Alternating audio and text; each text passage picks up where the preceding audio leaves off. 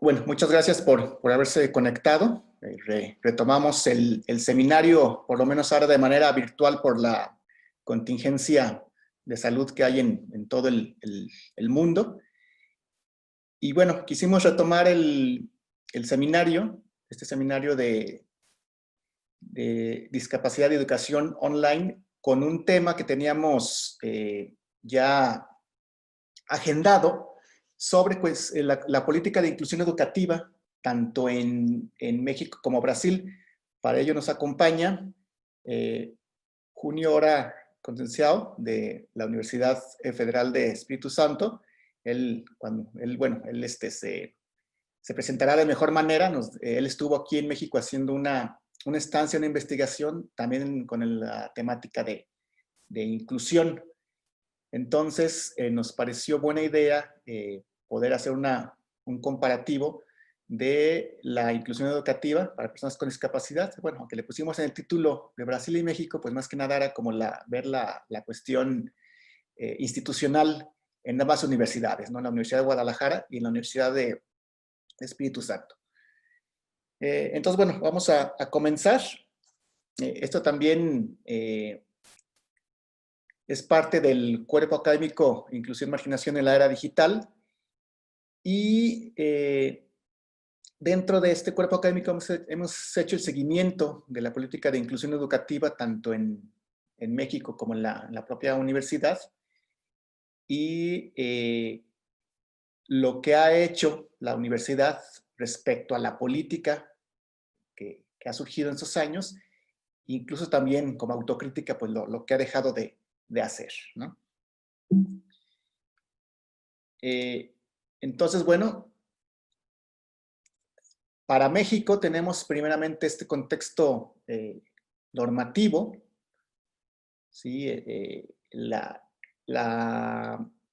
ley o el convenio marco es la Convención Internacional de Derechos para las Personas con Discapacidad, ¿sí? Que lo aprobó la ONU en 2006, pero entró en vigor en 2008. Y es un documento muy interesante porque marca los derechos para estas personas, prácticamente señala que pues deben de ser tratados como personas comunes y corrientes, en el sentido de los derechos, en el sentido del acceso a la educación, en nuestro caso. Y eso ha traído un poco de controversias porque los que son muy puristas para la convención, pues dicen, bueno, no debe de haber ninguna otra ley específica para ninguna persona con discapacidad, porque pues la convención lo es todo, y lo que dicta la convención eso debe de ser. Sin embargo, bueno, ya nos dirá Juno si en Brasil es así. Sabemos que en México el contexto particular de México pues obliga a que sí haya leyes específicas por lo pronto, porque estos grupos vulnerables de repente se vuelven más vulnerables en algunas situaciones, ¿no? Bueno, tenemos también la Ley General para la Inclusión de las Personas con Discapacidad de 2011. Había una que surgió en 2005, pero sin embargo después de la convención esta ley de 2005 se abrogó y se creó esta nueva de 2011, más acorde a esa legislación internacional. En el caso de nuestro estado de Jalisco, bueno, está la Ley para la Inclusión y Desarrollo Integral de las Personas con Discapacidad del estado de Jalisco y sus municipios, que bueno, prácticamente pues sigue la ley general y habla sobre algunos derechos para las personas con discapacidad en el estado de Jalisco. Y bueno, en el caso particular de la Universidad de Guadalajara, surgió primero el programa de Universidad Incluyente, también en 2015, como un programa para apoyar a los alumnos con discapacidad en la Universidad de Guadalajara, ¿no? En 2018 se creó el Código de Ética, ¿sí? Porque no fue suficiente el programa de Universidad Incluyente, no fue suficiente. Algunos profesores, incluso a la fecha, pues todavía se negaban por ejemplo, si había un alumno con discapacidad motriz y que tenía silla de ruedas y que, bueno, obviamente le era mucho más fácil estar en un edificio, en los salones de abajo, pues todavía a la fecha tenemos profesores que dicen, no, pues mi clase es en el salón que está en el cuarto piso y pues ni modo, ¿no? Yo no me cambio, ¿no? Tuvimos esos problemas incluso en el CUCS, en el Centro Universitario de Ciencias de la Salud, ¿no? Donde, bueno, se supone que tendría que haber más sensibilización y al contrario. Y bueno, para eso se crea también el código de ética, no nada más pues con ese sentido, sino con algunas cuestiones que tienen que ver de cómo se deben comportar los profesores. No nada más para personas con discapacidad, sino en otros temas, pero pues sí centramos al menos un par de artículos que vienen ahí que sí van a cómo debe de comportarse el profesor ante personas con discapacidad, ¿no? Y bueno, fue al revés. La política institucional de inclusión de la universidad pues se creó hasta diciembre de 2018. ¿Sí? Bueno, para los que son abogados, han dicho que ya esta llamada pirámide de Kelsen pues ya prácticamente no existe, ¿no? Se modificó ahora con todo esto, ¿sí? Sin embargo, bueno, la lógica sigue siendo igual, ¿no? Aunque ahora le llamen compendio constitucional, algo así, finalmente sigue teniendo la misma estructura, ¿no? O sea, encima de nuestra legislación está la Constitución, inmediatamente después están los tratados internacionales, luego las leyes generales y federales, las estatales y los reglamentos municipales, ¿no? Aunque bueno, ahorita los juristas dicen que los tratados internacionales incluso están por arriba de las constituciones y que es lo que debe de normar en todo el país, ¿no? Algo más ortodoxo que finalmente no ha permeado en todos los estados, no estoy diciendo nada más en México, sino en todos los estados. Finalmente la constitución del país está encima de todo ello, ¿no? Bueno, ¿cómo define la convención a las personas con discapacidad? Sí, aquí está un párrafo bastante resumido, ¿sí? Pero son como aquellas que tengan deficiencias físicas, mentales, intelectuales o sensoriales a largo plazo, que al interactuar con diversas barreras puedan impedir su participación plena y efectiva en la sociedad en igualdad de condiciones con las demás, ¿no? De ahí yo he dicho en algunos otros foros, se ha medio radicalizado el concepto porque ahora hay grupos de personas que defienden los derechos de personas con discapacidad y estos grupos dicen, bueno, la discapacidad no existe, lo que existe son estas barreras sociales y la sociedad es la que crea la discapacidad no existe. Y bueno, hemos dicho, bueno, si existe algo en la persona, esta cuestión, como dice aquí, deficiencias físicas, mentales o intelectuales, y claro, o sea, al interactuar con diferentes barreras sociales, pues también ahí se agrava la situación, ¿no? Pero bueno, estamos también en este debate que pues obviamente es un debate que continúa. Y el posicionamiento conceptual que nosotros tenemos, tanto en el cuerpo académico como en la investigación que he realizado, es sobre el modelo de la discapacidad, ¿sí? Donde en un extremo tenemos la visión del médico biológico y en el otro del modelo social. Y desde el modelo biológico sí se hablamos de discapacidad y por lo tanto de rehabilitación y toda la cuestión clínica y médica. Y por el lado del modelo social hablamos de una diversidad. ¿Sí? Entonces, por ello, estos conceptos también que se ha tomado de neurodiversidad, por ejemplo, para la cuestión de autismo, que es lo que yo más estoy, la línea de investigación que más estoy haciendo en estos momentos. La definición de inclusión, bueno, también tomamos esta de la convención, ¿no? Que es un proceso que permite tener debidamente en cuenta la diversidad de las necesidades de todos los niños, jóvenes y adultos, a través de una mayor participación en el aprendizaje, las actividades culturales y comunitarias, así como reducir la exclusión de la esfera de la enseñanza dentro de esta, y en último término, acabar con ella. ¿Sí? Esta es lo que entendemos pues como inclusión social, ¿no? Para las personas con discapacidad. Esto es una parte que yo he estado pues viendo ya ahora sí que en la investigación, cuando he platicado con diversos grupos de defensa de derechos de personas con discapacidad, que hay como les decía hace un momento, curiosamente, hay personas que están convencidos que la convención lo es todo y que no importa el contexto ni social ni normativo del país, Entonces, pues ellos exigen que la convención se aplique tal cual y están en contra de cualquier otra ley particular de apoyo a personas con discapacidad, ¿no? En cambio, bueno, yo siempre he defendido la postura de que sí, claro, o sea, la convención es un marco legal muy importante, pero que se debe de contextualizar al país, ¿sí? Se debe de tener el contexto y entonces actuar en consecuencia, no legislar en consecuencia. Yo el ejemplo pues, más cercano que tengo es precisamente el de la Ley General de Atención y Protección a personas con la condición del espectro autista, que se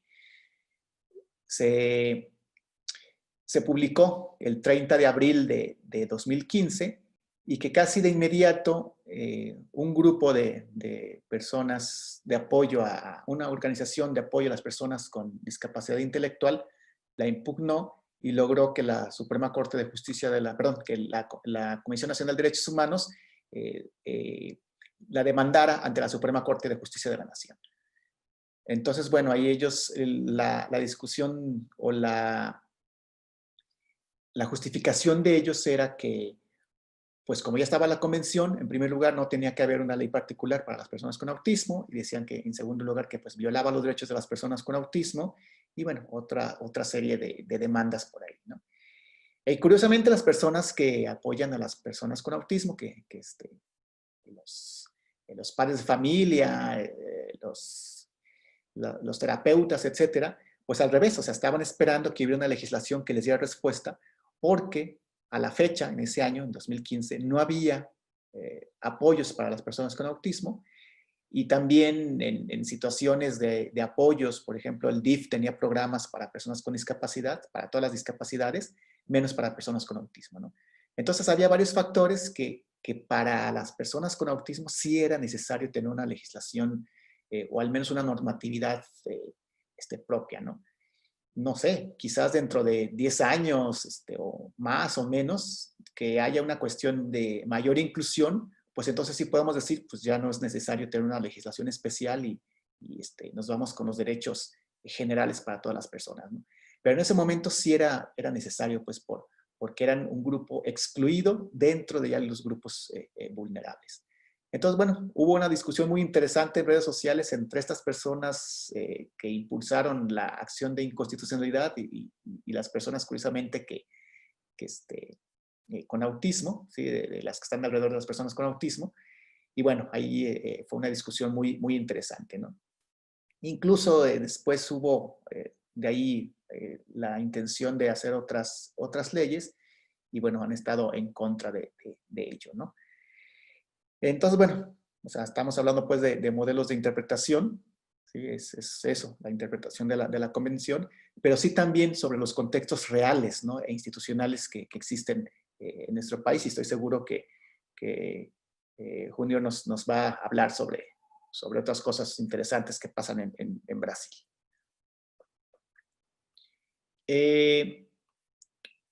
Bueno, el contexto general de la Universidad de Guadalajara, con datos de 2019, sí, son, que el número de estudiantes son 291,600, el número de profesores 16,703, el presupuesto, perdón, ahí sí me equivoqué, este sí es el presupuesto de 2020, ¿sí? 14,128,041,627 pesos, en dólares son 590,884,216 dólares, ¿no? Más o menos. Sin embargo, seguimos sin tener una numeralia oficial real de los alumnos con discapacidad en la Universidad de Guadalajara. O sea, no sabemos cuántos alumnos realmente con discapacidad hay en la Universidad de Guadalajara, o al menos eso no aparece en la numeralia oficial, ¿no? La unidad de inclusión en 2019 operó con un presupuesto de 20 millones de pesos, que sobre todo se utilizó para el programa de becas a estudiantes con discapacidad. Se utilizó para apoyo de dotarlos de equipos de cómputo y otras necesidades, y también para dotar a los centros universitarios con diversas infraestructuras, ¿no? O sea, elevadores, las huellas podotáctiles, algunos letreros en braille, etcétera, ¿no? Entonces, bueno, más que nada para eso es lo que utiliza la unidad de inclusión, el presupuesto, ¿no? Esta unidad de inclusión también lo que hace, lo que tiene de apoyo para los estudiantes con discapacidad es que cuando se va a hacer el examen de admisión a la universidad, los alumnos con discapacidad tienen que pedirle a la unidad de inclusión, hacer la solicitud expreso, decir, soy un alumno con discapacidad, requiero que se me haga el examen en un aula separada. Entonces, lo que hace la unidad es que junta a los estudiantes con discapacidad, los lleva a un aula aparte, en un horario diferente, y les da más tiempo. Si el examen dura, no sé cuánto dure, 4 horas, 5 horas, no sé, no estoy seguro, pues ahí en la unidad de inclusión se les da el tiempo que requieran, o sea, es un tiempo libre.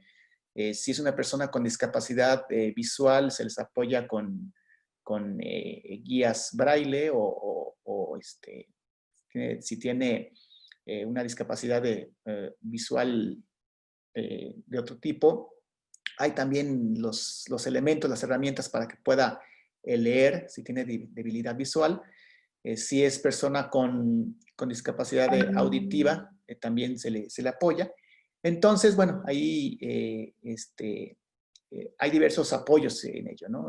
A mí me ha tocado participar un par de veces apoyando para las personas dentro del espectro autista, en donde la ayuda para ellos es más que nada que se les aclare las preguntas, ¿no? A ver, esta pregunta dice esto, se refiere a esto, ¿qué contestarías tú? ¿No? Entonces, bueno, ya el aspirante lo hace, ¿no? Esa es la primera fase de apoyo de la unidad de inclusión. La segunda fase ya es cuando son alumnos, cuando son admitidos, bueno, están estas becas, están este seguimiento, ¿no? Que se le hace al alumno para apoyarlo, hablar con los coordinadores de carrera, hacer sensibilizaciones en los centros universitarios para ellos. Y finalmente, pues también en el egreso se les está apoyando, ¿no? Actualmente, en el área de autismo, les digo, hay alumnos en el Centro Universitario de Ciencias Exactas e Ingeniería, en el área de química y de computación, alrededor de 6, 7 alumnos dentro del espectro autista en ese centro universitario, ¿no? Teníamos alumnos con discapacidad auditiva en el Centro Universitario de Ciencias Sociales y Humanidades, en la carrera de Comunicación Pública. Sin embargo, bueno, ahí hubo una situación un poco complicada, más que nada que tuvo que ver con políticas, con grilla, más que políticas. Y bueno, en bloque se dieron de baja estos estudiantes, ¿no?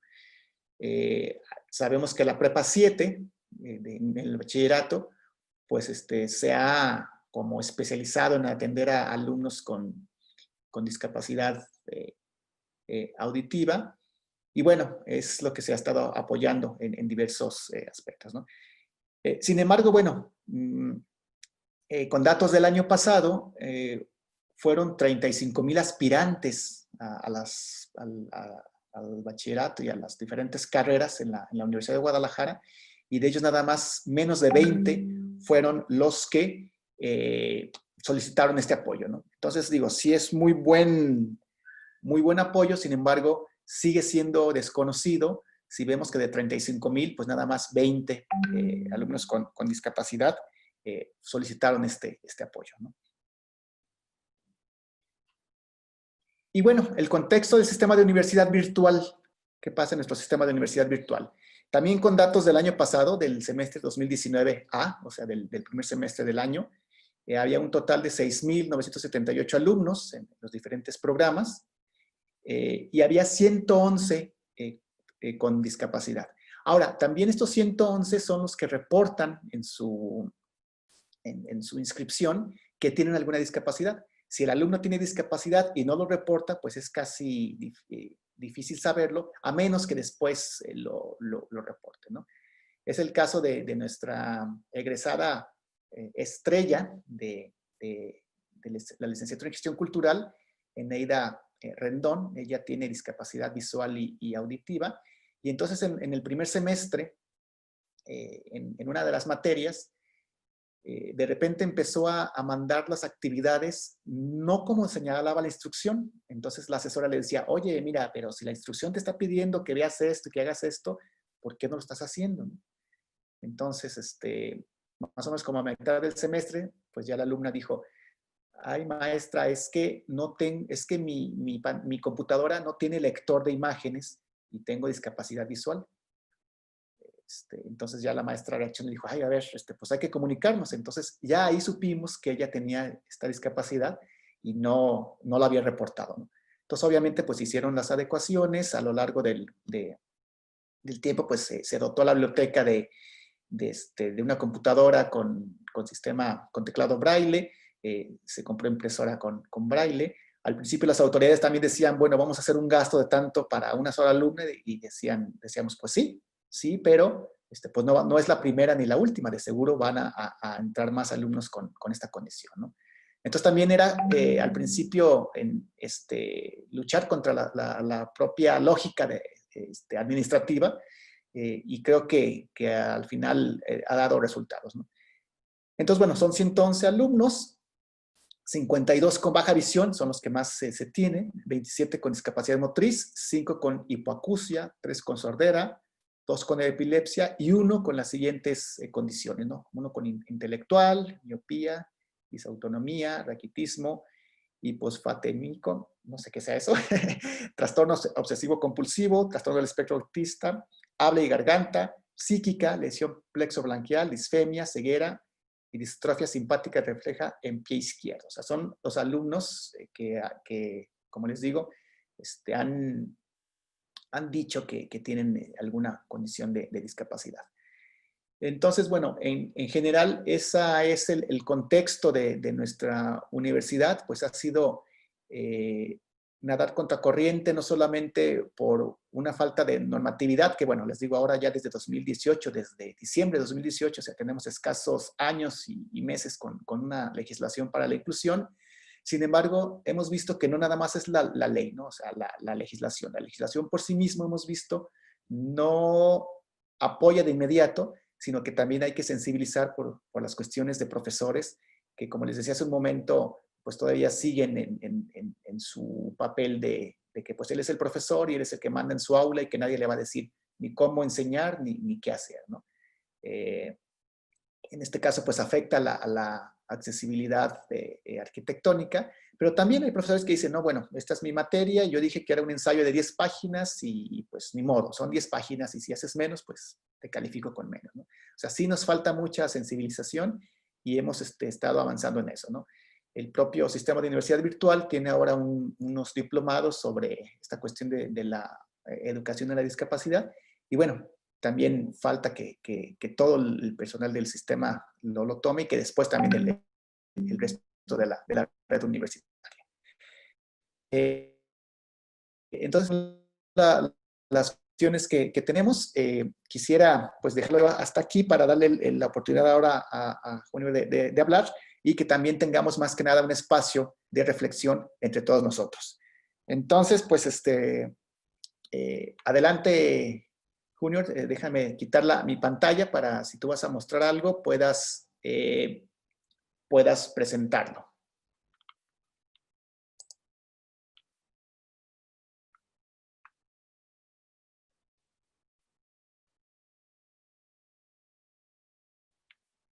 Hola, ¿me escuchan?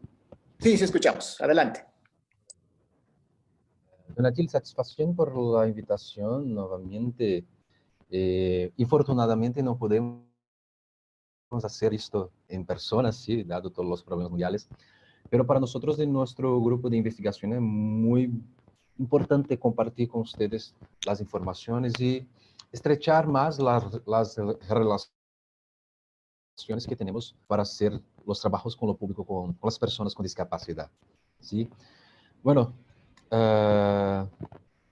lo que yo voy a presentar es principalmente los datos de las informaciones que tuve a partir de la investigación a lo largo de mi maestría.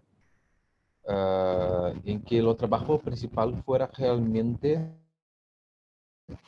sobre las cuestiones de políticas públicas y las leyes, ¿sí? Para las personas con discapacidad, principalmente en la enseñanza superior, pero que hace también algunas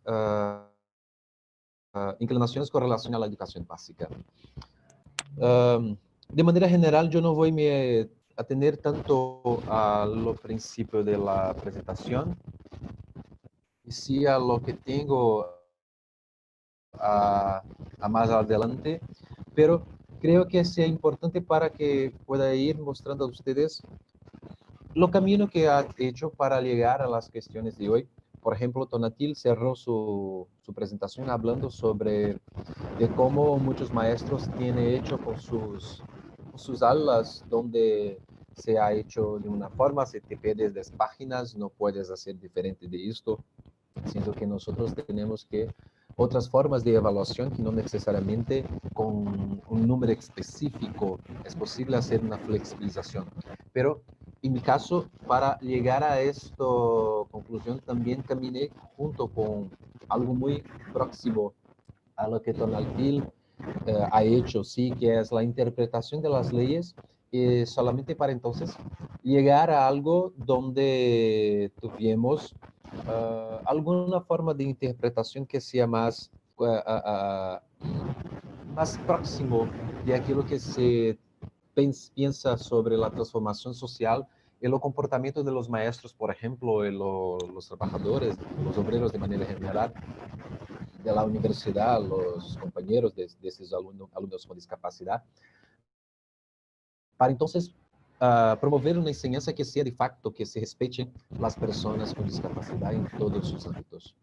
Bueno, entonces, de manera general, mi investigación tiene completa vinculación con el grupo de investigación que ha hecho parte aquí en Brasil, del cual tiene los líderes, mi director, profesor Edson Pantaleón, y el otro director también, profesor Reginaldo Sobrino.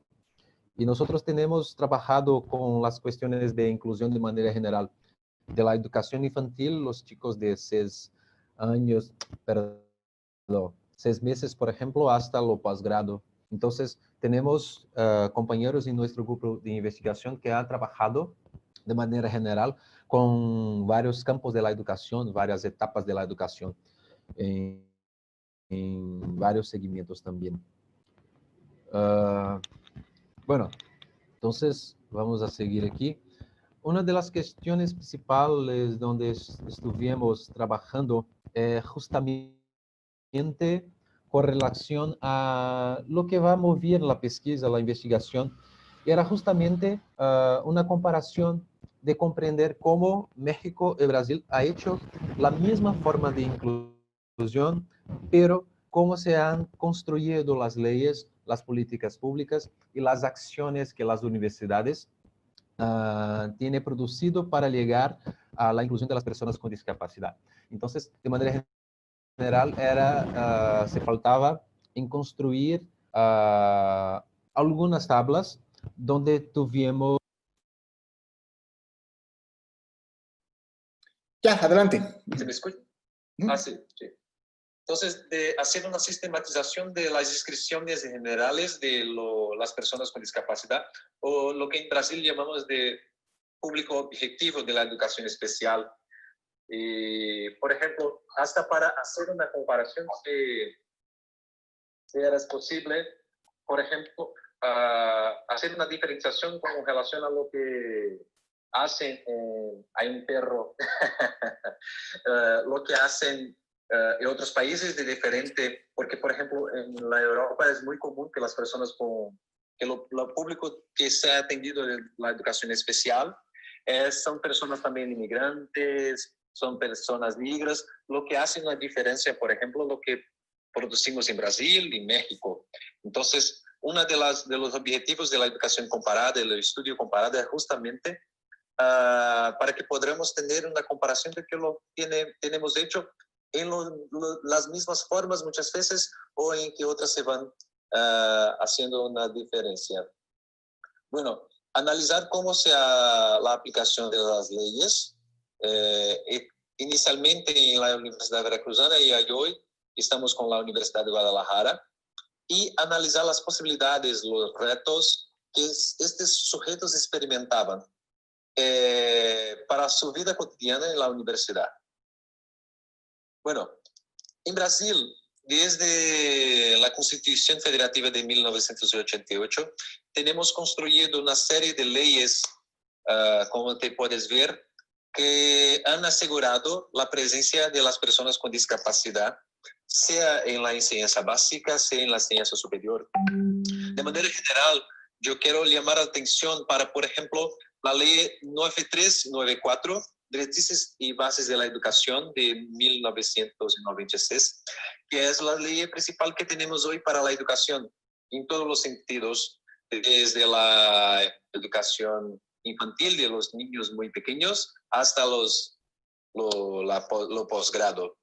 Y es una ley muy grande que nosotros en Brasil tenemos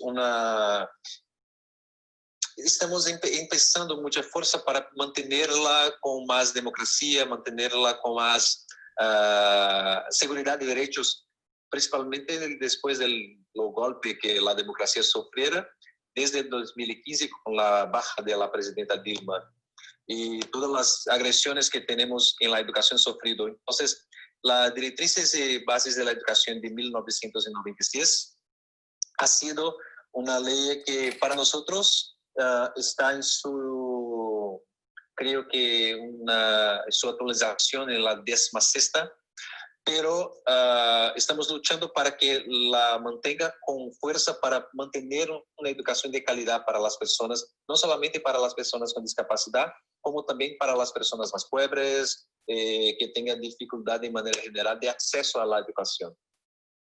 Bueno, yo quiero llamar la atención para un programa llamado Programa de Accesibilidad de la Educación Superior, o que podríamos llamar, por ejemplo, en México, Programa Incluyente de 2015.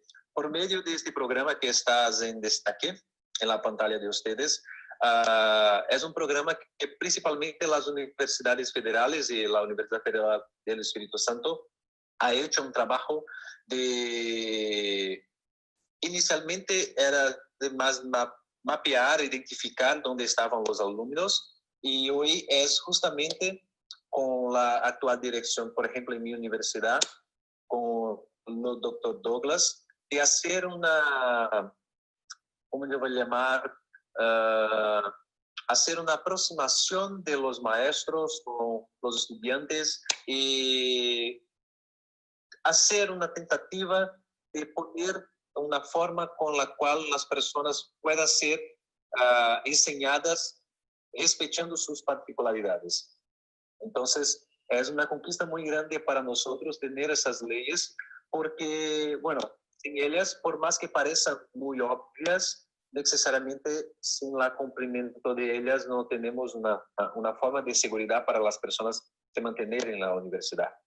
Bueno, por último de estas leyes, yo quiero llamar la atención que fuera justamente uno de los últimos decretos de la presidenta Dilma antes de los golpes que sufrió en su elección, que es la ley de 6 de julio de 2015, que va a establecer la inclusión de las personas con discapacidad y garantizar que las pruebas de evaluación para la entrada de la universidad que va a garantizar que se puede hacer solicitud de espacios, se puede hacer solicitud también de las evaluaciones, de los tiempos de la evaluación.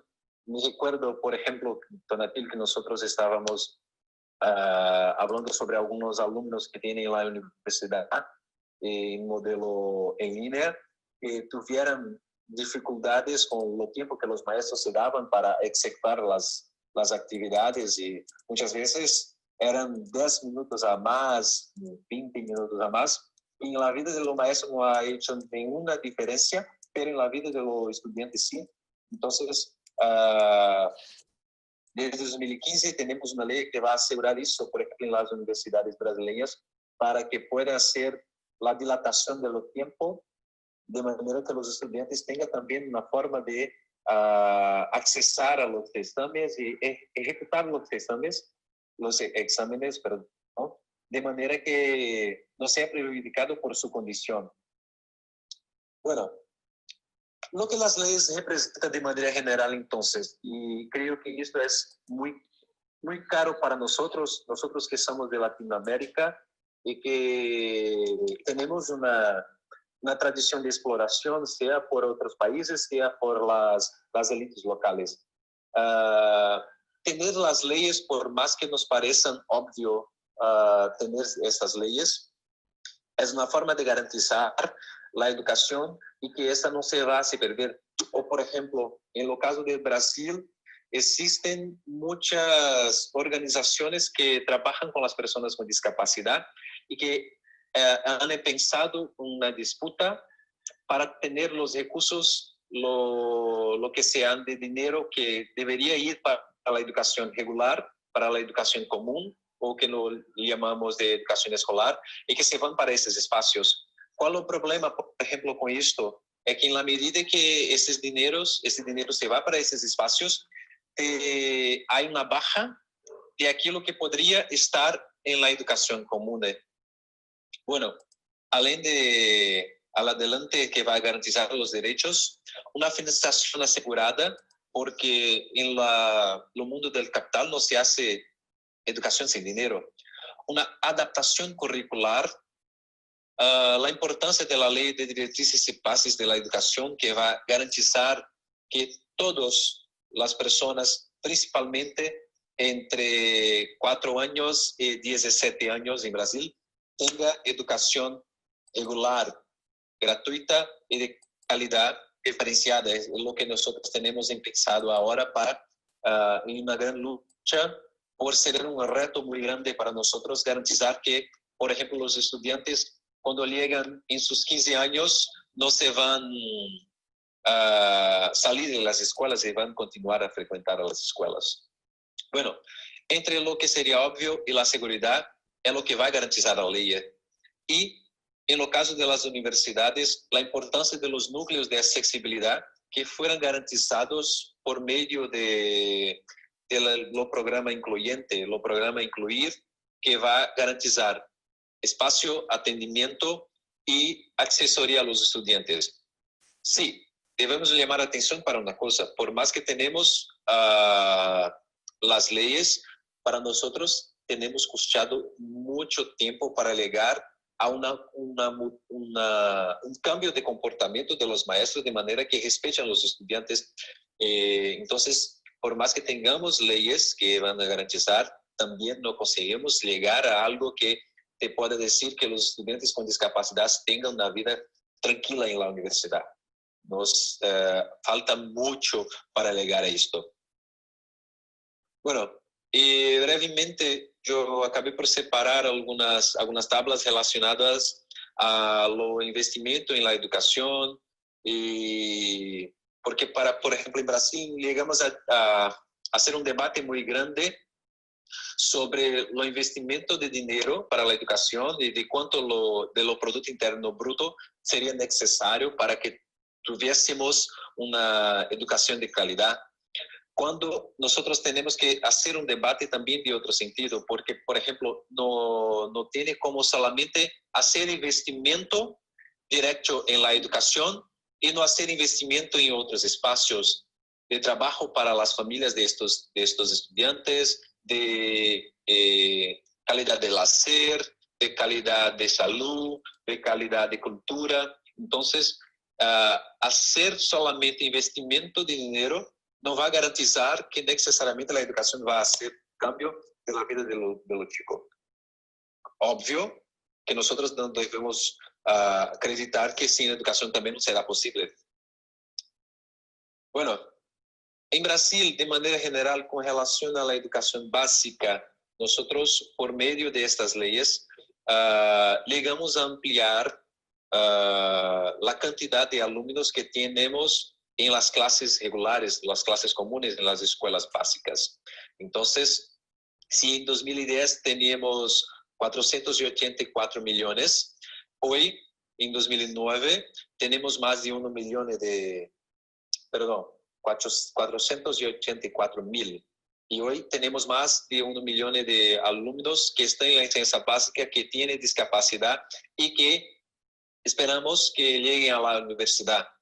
Porque también, gracias a estos alumnos, yo voy a anticipar, gracias a estos alumnos tuvimos un crecimiento muy grande de los estudiantes con discapacidad en la educación básica, y gracias también a las leyes que van a garantizar a la presencia de ellos. Entonces, si compara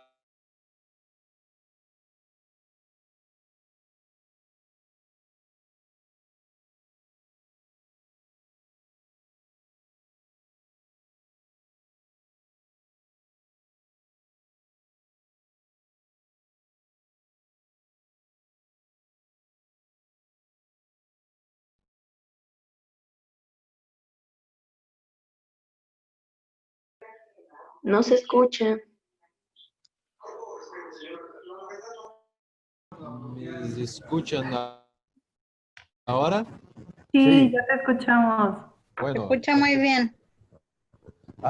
bueno.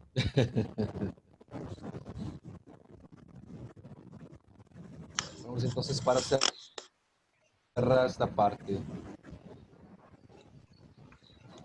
Bueno.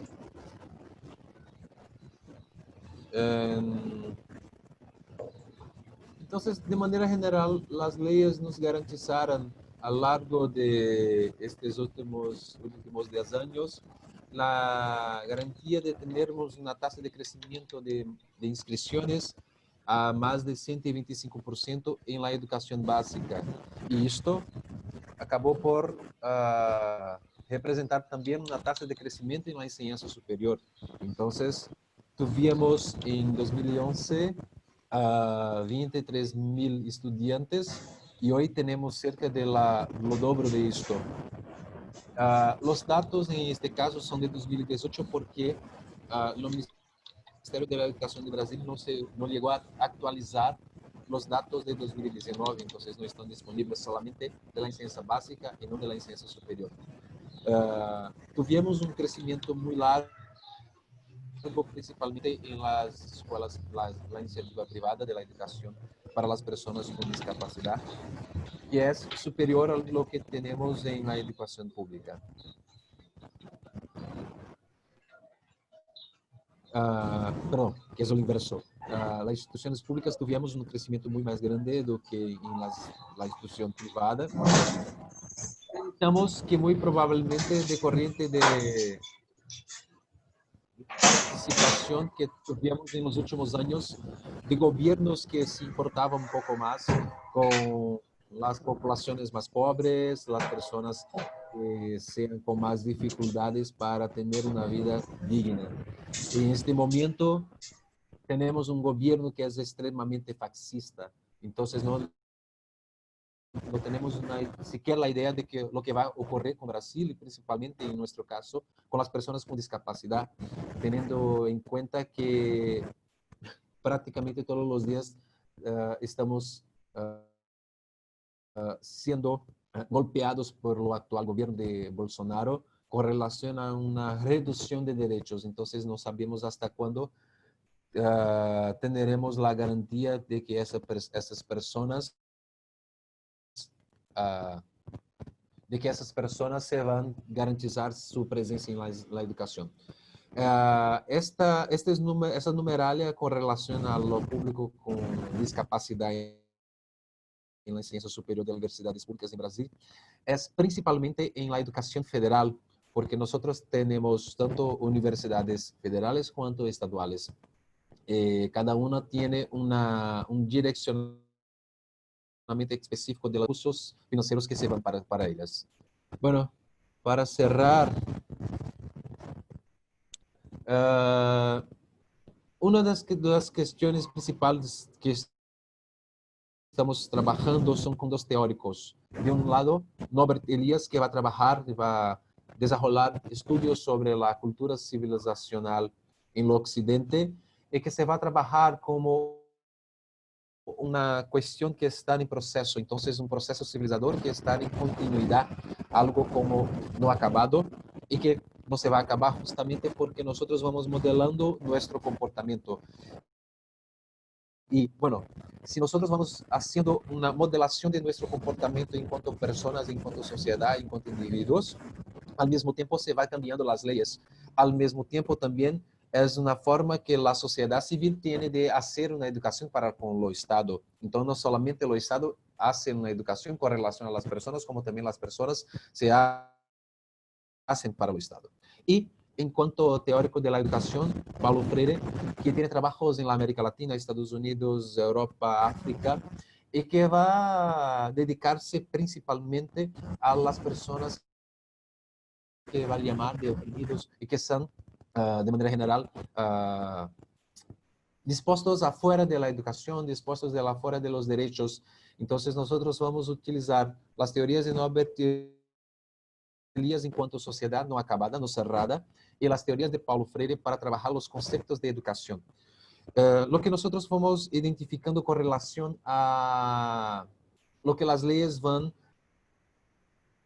se cambiando para las universidades.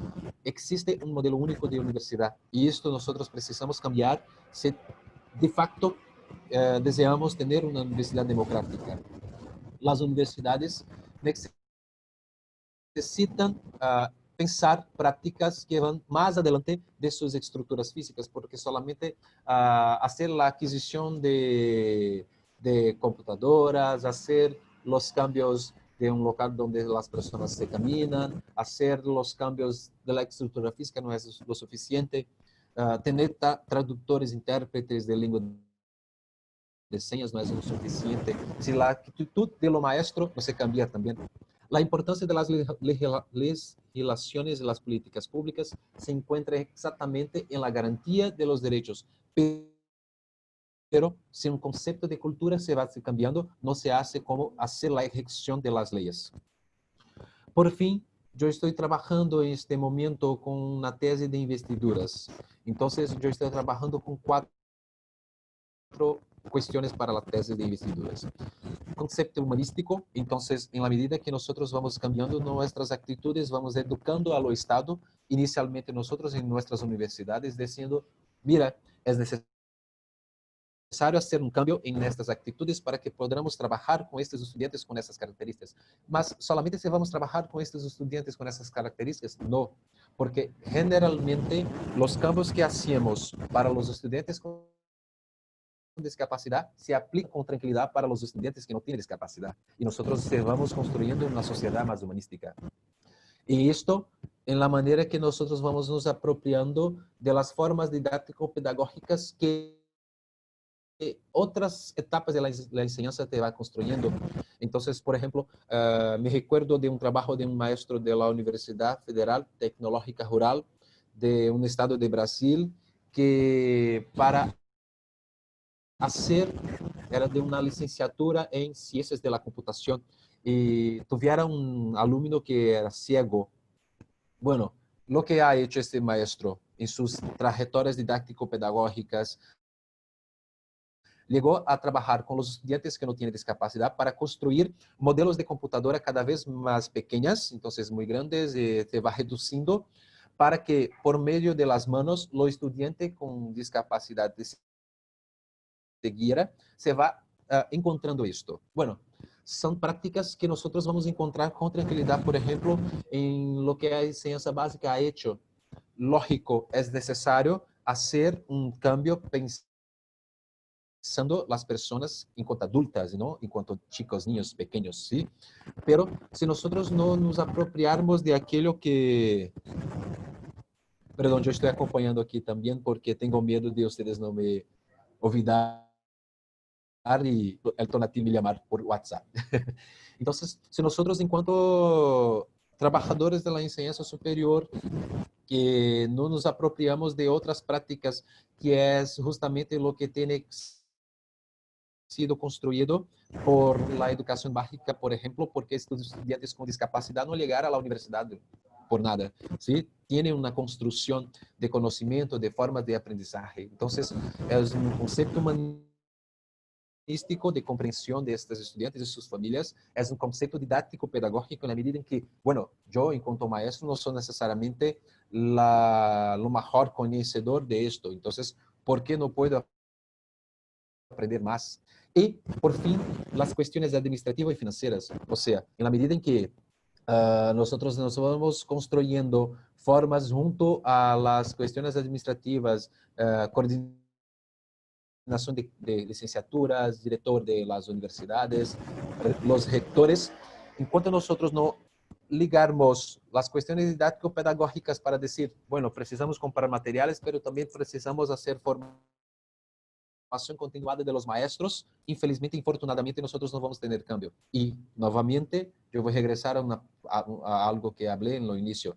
Estamos trabajando con la sociedad urbano-burguesa industrial, una sociedad del lo capital. Entonces, sin dinero no hay cambio de la educación. La educación, así como las otras áreas, como la salud, por ejemplo, tiene que tener dinero para ejecutar esto. Y si nosotros estamos cambiando los conceptos humanísticos, didáctico-pedagógicos y administrativos, vamos a necesitar de cuánto para producir conocimiento junto con los estudiantes con discapacidad. Bueno, es esto. Les agradezco.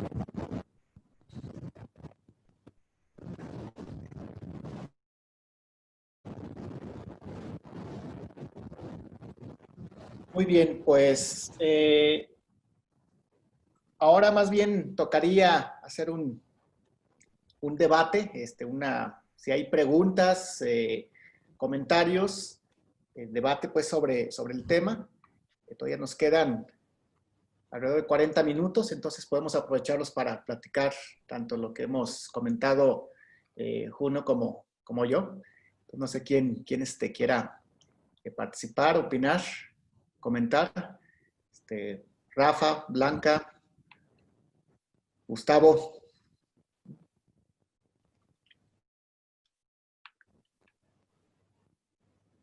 Yo tengo una pregunta y, bueno, las estadísticas, por ejemplo, que presenta Junior y las que pudiéramos tener nosotros en cuanto, por ejemplo, a ingreso. O sea, ¿cuántos estudiantes con discapacidad tenemos? Pero ¿cuántos egresan? O sea, el porcentaje de estudiantes con discapacidad que no solamente son aceptados en la universidad, sino que tienen las condiciones para poder salir con un título.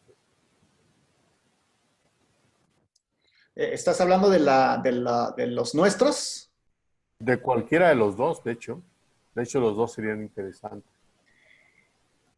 Bueno, como sabes, realmente tenemos un par de años pues con la mira en esta línea, en esta investigación. Y lo que hemos visto es que al menos en el sistema de universidad virtual, los primeros alumnos con discapacidad que detectamos sí han logrado salir. Por ejemplo, los casos pues, más emblemáticos que tenemos, porque son los que estuvieron ahí con nosotros en LGC, en la licenciatura en gestión cultural, pues fueron Neida y Casimiro, que sí lograron terminar sin problema. Algunos otros compañeros que están ahorita en el proceso de titulación, que también con alguna discapacidad. Y bueno, dándole seguimiento a los demás, ¿no? También hemos visto que ha habido bajas. Por ejemplo, había un chico con trastorno del espectro autista en la licenciatura en la LTI, la Tecnologías de la Información, y que finalmente se dio de baja. Yo pude platicar con él y pues él finalmente me decía que realmente no era lo suyo, que no era lo que estaba buscando y que pues estaba como que realmente incluso platicar, ¿no? del tema, ¿no? Y bueno, digo, no ha sido tampoco mi línea de investigación el dar el seguimiento puntual a los alumnos, pero sí digamos, sí hemos tratado de que los que conocemos, los que sabemos, pues darle algún seguimiento, algún apoyo. Y ahora más que se acaban de poner estas cuestiones de las tutorías para alumnos con discapacidad, que esperamos que funcione, ¿no? En el resto de la universidad, sí, pues el caso que yo más conozco fue de los alumnos de comunicación pública, que tienen discapacidad auditiva, y que ahí por cuestiones, como decía yo hace un momento, de más bien de grillas y de intransigencias y todo eso, fueron ellos los que decidieron separarse en bloque, o sea, dejar la licenciatura, ¿no? Sé que hay en psicología, no sé cómo estén en psicología, pero bueno, al menos con nosotros podemos decir que sí, en un 70% están terminando las licenciaturas. No sé, en el caso pues de allá de Brasil, que nos diga cómo van. Bueno, en Brasil nosotros tenemos un gran problema, en caso de mi universidad principalmente, porque hasta 2016 tuvimos el ingreso de registrados, cerca de poco menos de 150 alumnos. Pero se identificó que muchas de esas personas solamente se usaban, ¿cómo te llama? En Brasil llamamos de óculos, no me recuerdo en México cómo te llaman, lentes, ¿sí? Entonces, muchas veces no eran personas que tienen lentes mucho fuertes y se registraban como personas con discapacidad. Y los sectores de accesibilidad de la universidad llegó a hacer una búsqueda que llamó de búsqueda activa para identificar las personas que de facto tienen discapacidad, porque hasta 2017 era solamente para la persona describir en lo acto de la inscripción si tiene o no discapacidad. Entonces no tenías que entregar un documento comprobando, no había una persona que va a hacer una evaluación si de facto esa persona tiene discapacidad. Y después de esta búsqueda activa en 2016, se bajó de poco menos de 150 personas para 84 personas con discapacidad. Entonces, es muy confuso los datos porque nosotros, como no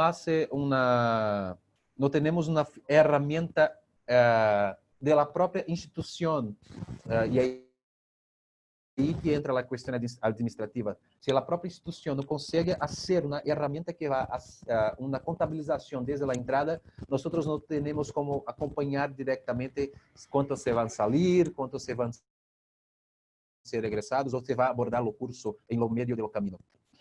Pero en la nueva gestión del núcleo de la accesibilidad de la Universidad Federal del Espíritu Santo, hoy tenemos 362 alumnos, siendo que toda la universidad, del grado a posgrado, tiene poco más de 20,000. Pero diferente de México, nosotros solamente atendemos las licenciaturas, nosotros no tenemos bachilleratos de nivel medio como ustedes en la universidad. Entonces, hoy tenemos cerca de 362 alumnos y yo tengo, por ejemplo, que hacer una sección solamente con el Dr. Douglas, que es quien coordina el núcleo de accesibilidad, para que podamos tener esos datos de cuántos se van egresados, porque solamente ahora que con el Dr. Douglas se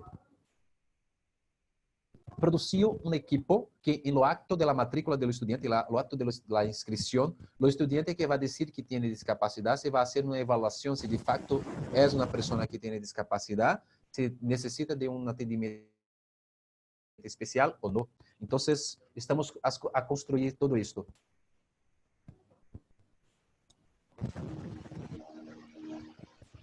Sí, Lupita Esparza. Gracias. Antes que nada, un agradecimiento, maestro, por su participación tan valiosa para nosotros. Y mi pregunta va enfocada sobre todo a qué posibilidades hay de implementar en la Universidad de Guadalajara recursos didácticos pedagógicos para alumnos con capacidades diferentes o con discapacidad. Esto porque yo me enfrenté a una situación este semestre en las primeras 7 semanas en la materia de comprensión de la ciencia en bachillerato.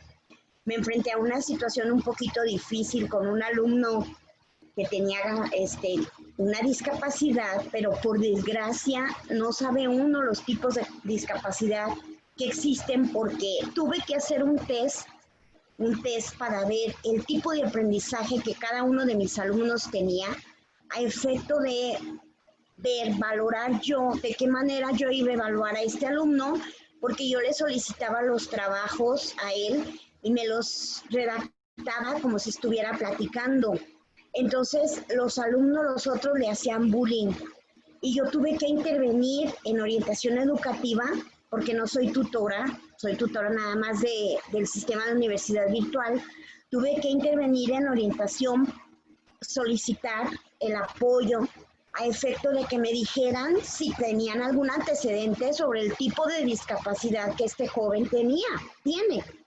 ¿Por qué? Porque para mí fue difícil evaluarlo, fue difícil porque tuve que poner un alto a los alumnos porque se burlaban de él. Entonces, para mí, yo digo, en la Universidad de Guadalajara debería de existir eso. O sea, por ejemplo, decir, tenemos tantos alumnos, porque para empezar no hay una estadística, no hay un total de alumnos con discapacidad, no se sabe. Comentaba el maestro Tonatiu de ese alumno que tenía discapacidad visual y que pues fue necesario implementar los recursos necesarios para que ese estudiante pudiera continuar con sus estudios. Entonces, lo aporto esto porque fue una experiencia para mí un tanto desagradable a lo que se enfrenta el alumno, porque está en primer semestre en bachillerato. El bullying que le hacía, yo tuve que hablar con todos los alumnos, de orientación educativa. Entonces, en el caso de las clases presenciales, uno puede detectar las discapacidades.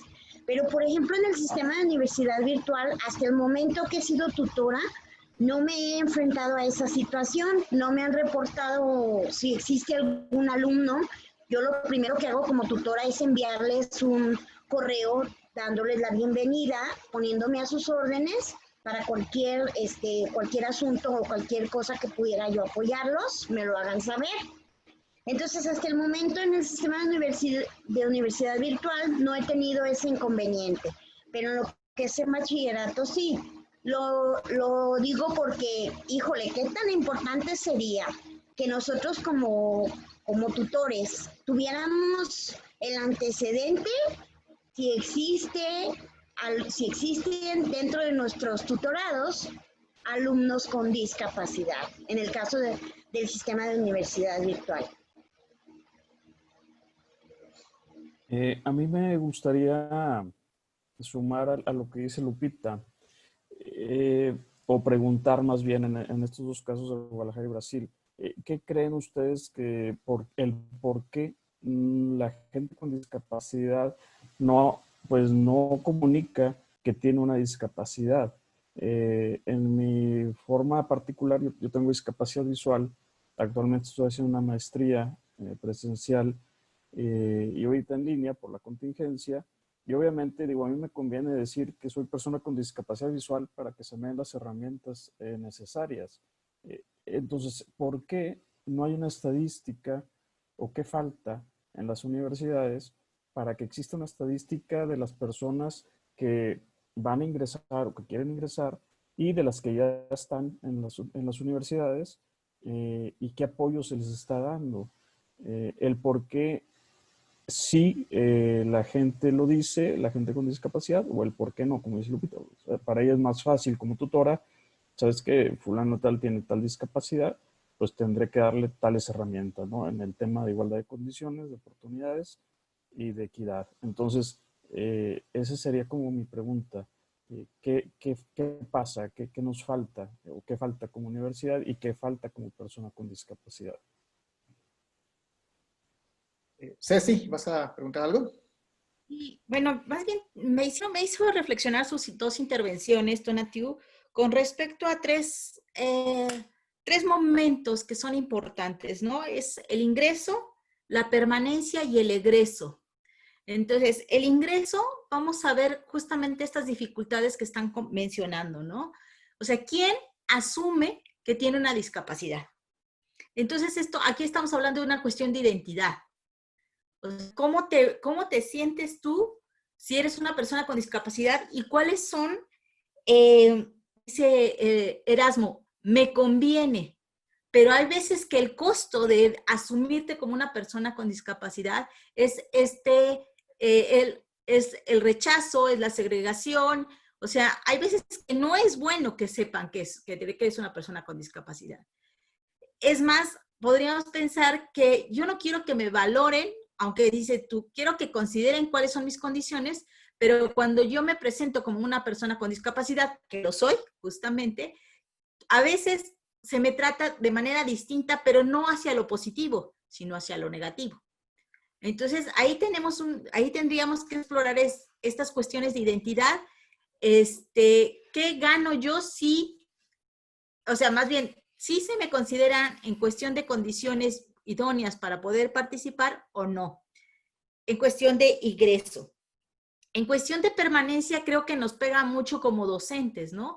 O sea, ¿qué hacemos? Bueno, una vez que ya ingresaron, ¿qué hacemos para que los alumnos permanezcan? Me llamó mucho la atención esto que tú dices, Tonatiuh, que aunque lo señalas como fue grilla, lo que ocasionó que todo un grupo de alumnos con discapacidad se fueran, yo creo que es más bien, tenemos que pensar qué hace la universidad para que los alumnos, una vez que llegan, por ejemplo, que son los alumnos con discapacidad auditiva, que regularmente se manejan como un grupo, porque es un grupo de apoyo, cuando no encuentran las condiciones se van justamente como grupo. Entonces no estamos perdiendo a uno o a dos, sino estamos perdiendo a un cierto grupo, a un grupo considerable de 4 o de 6. ¿Pero qué? Porque no encontraron justamente las condiciones para seguir.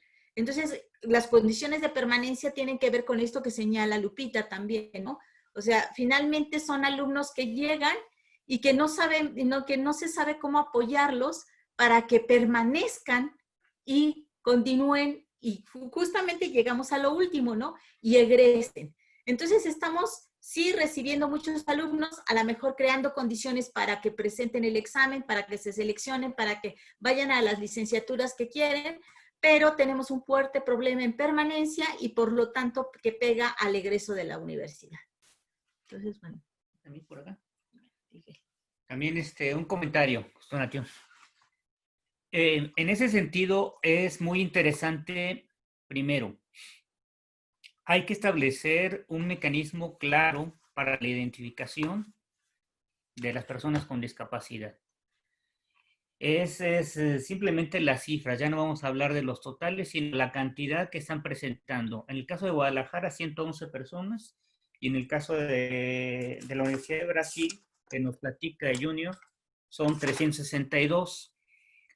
Es una cifra muy, muy, muy, muy pequeña. Y curiosamente, por las cifras que maneja Tonatiuh, de los 111, casi la mitad son baja visión. Muy parecido a lo que dice Junior, que la mayor parte de la gente que se identificó como discapacidad tenía un problema de visión leve. Esto es, primero había que precisar los instrumentos para la identificación. ¿Y eso qué implica, no? Otras personas que tienen discapacidad, si lo dicen, por ejemplo, vamos a plantearnos personas con discapacidad intelectual, ¿qué implicaría para la universidad? Aceptar ese tipo de personas. Primero entonces hay que precisar, hay que definir los instrumentos, y una vez hecho esto, es la otra parte, ¿no? Esto que decía Junior, las condiciones. Él establece 4 criterios, que pueden ser estos, cuestiones didácticas, administrativas, de infraestructura, y humanísticas le llama él. Creo que coincide Tonatiuh en las experiencias que relata, ¿no? Es decir, ya una vez que se tienen a las personas, no basta pues decir vamos a aceptarlas, sino en qué condiciones vamos a aceptarla y qué responsabilidades implica. Desde el punto de vista administrativo, nada más viendo las cifras que maneja Tonatiuh del presupuesto que se da, el presupuesto se da para las cuestiones físicas, es decir, para equipamiento, etcétera, etcétera, que no está mal, pero no basta, sino otra parte que Lupita señala claramente, es decir, llega la persona, el maestro se enfrenta con un estudiante, hombre o mujer, y ahora la pregunta es, ¿qué voy a hacer? ¿Qué me va a apoyar? Entonces hay que pensar a construir una propuesta que permita eso, ¿no? Los apoyos. Eso yo creo que no es una respuesta, sino más bien un comentario para que todos nos llevemos esto y empecemos a pensar cuáles son las condiciones que deben permitir. Primero, exigir instrumentos más precisos. Segundo, establecer propuestas mucho más claras para los maestros. Y tercero, que yo creo que es interesante. Cecilia está platicando con una compañera de la Universidad de Guadalajara que está haciendo una investigación, y la investigación está interesante porque la investigación es justo a lo que estamos platicando. ¿Quién se asume con discapacidad? ¿Y qué significa asumirme con discapacidad? Esta es una pregunta que yo creo que todo esto está dando cuenta. Tenemos que empezar a construir una idea, como bien lo decías en una discusión teórica, si es o no discapacidad, ¿qué implica? Si es discapacidad, ¿qué tenemos que construir socialmente para entender que no es un adjetivo negativo? O si es negativo, tenemos que construir un adjetivo que entonces permita esta diversidad. Es algo que no depende de nosotros, pero sí tenemos que plantearlo. No depende de nosotros en lo individual, sino en lo colectivo, una construcción social que permita esto. Entonces, nada más dejo esto como comentarios y para que lo platiquemos entre todos. Gracias. Gracias. Bueno, vamos a responder esta ronda y luego le doy la palabra a José Antonio y a Carol, ¿sí? Bueno, sobre lo que preguntabas, Lupita, realmente no, ahora sí que como autocrítica, la nueva, bueno, no la nueva, ya la administración actual de la unidad de inclusión ha ido muy lento, incluso más lento que la administración anterior, y entonces estas charlas de sensibilización, estas charlas de ir y de apoyar han sido menos en esta administración, ¿no? En la administración anterior sí fuimos como 3 veces al CUSEI, alguna de las prepas, pero ahora este semestre han estado así como muy cerrados en esa participación, lamentablemente, ¿no? Por eso también yo decía, pues a veces hasta contracorriente, a pesar de que pues está el programa, ¿no? Y de lo que se hablaba de ¿por qué los alumnos no se dicen que tienen una discapacidad? Bueno, algunos nos dijeron que no habían puesto que tenían discapacidad por el temor a ser rechazados, ¿no? O sea, ya cuando estaban adentro que vieron que pues sí había, al menos en el sistema de universidad virtual, que sí había apoyos, que sí había manera de hacer las adecuaciones o los ajustes que eran necesarios, pues ya con confianza se dijeron personas con alguna discapacidad. Pero le preguntamos, ¿y por qué no pusiste en la hoja pues de trámite que tenías esa discapacidad? Y decía, pues es que pensé que a lo mejor no me aceptaban o a lo mejor no me aceptaban en la universidad sobre todo, ¿no? Entonces esa era la respuesta que encontramos en varios de ellos, que hasta después nos dimos cuenta que tenían alguna discapacidad, ¿no? Y esta cuestión es cierto, ¿no? En la administración pasada tocaba que cuando fueron a dar las becas a alumnos con discapacidad en la zona norte, había muchos que se inscribieron, pero nada más porque usaban lentes, ¿no? O sea, y decían, incluso unos fueron a recoger su cheque hasta con pupilentes, ahí muy bien arreglados y todo, dice, hasta que después, bueno, hubo ciertos candados que decían, a ver, no, bueno, ¿hasta dónde? Con especialistas, porque luego se hace una ronda de especialistas para ver si la solicitud pues se apoya o no. Decían, a ver, si ¿cuánto es la visión que tiene que estar reportando y si realmente requiere el apoyo o no lo requiere, ¿no? Pero sí, varias personas en esas primeras etapas se apuntaban nada más por usar lentes y que ni siquiera ni siquiera tenían pues tan afectada la visión, ¿no? Y bueno, nada más comentar muy rápido pues esta situación, porque también a veces pensamos que la inclusión nada más debe ser por parte de la institución y que no hay ninguna obligación para los estudiantes. Los estudiantes de comunicación pública que tenían discapacidad auditiva, el problema pues con las personas con discapacidad auditiva, y no lo digo de manera de prejuicio, decían que su nivel de lectura era como de un niño de 3er grado. Entonces, para una licenciatura como comunicación pública, pues obviamente se requería más. Y les decían, a ver, ¿saben qué?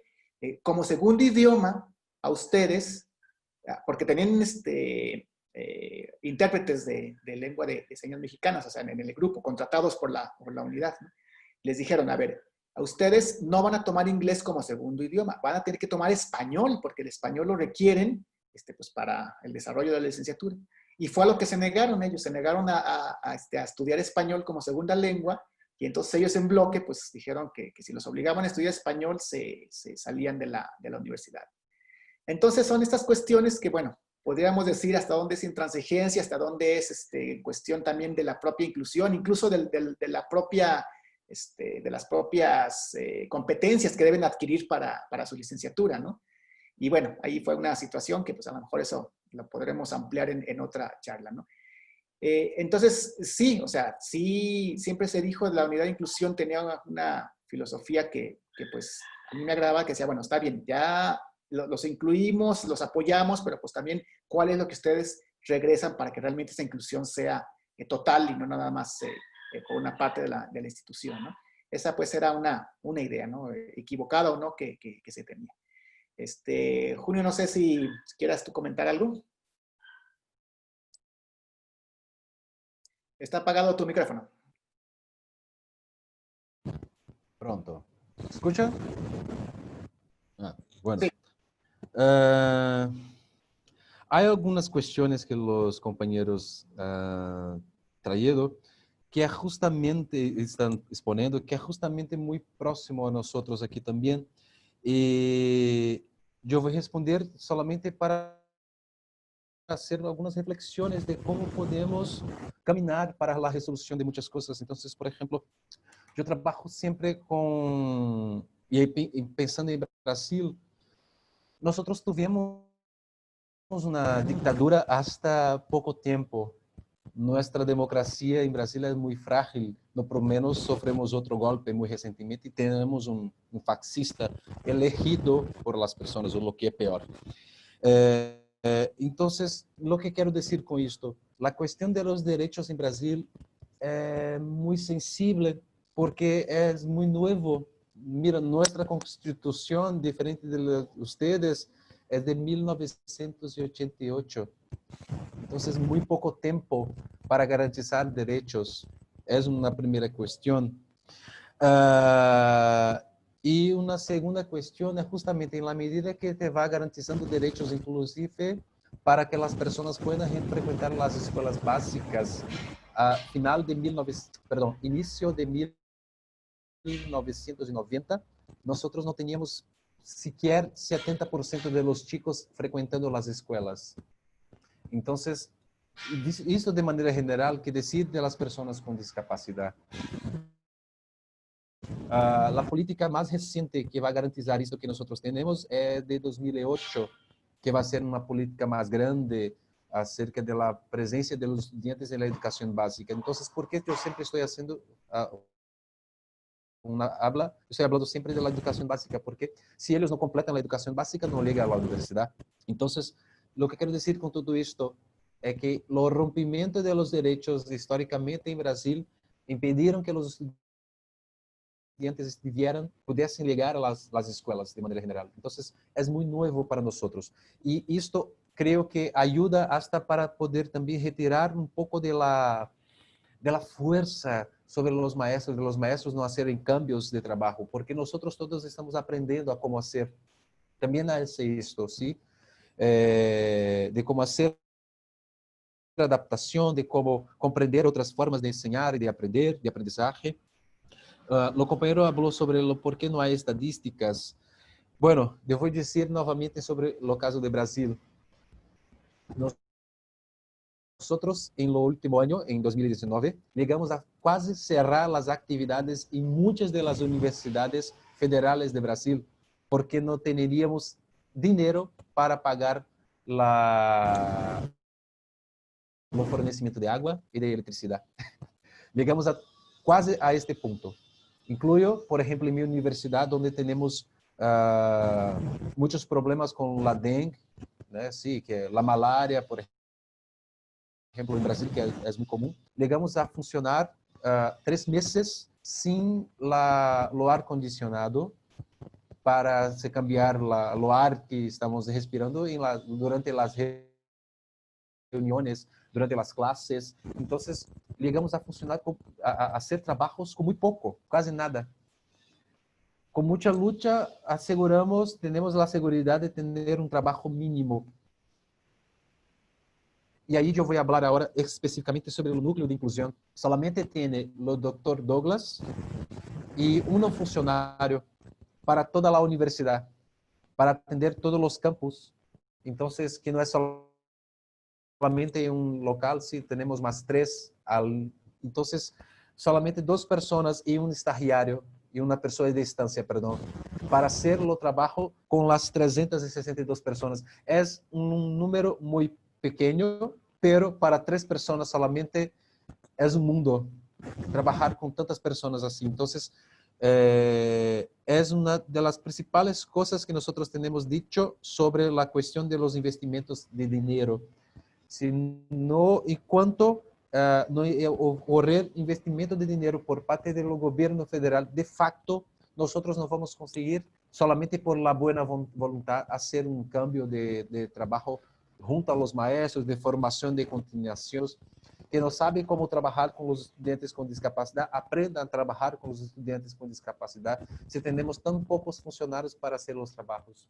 Entonces, es hasta una medida que este gobierno que tenemos en Brasil tiene adoptado. Yo voy a retirar todo para justificar la privatización de la universidad pública.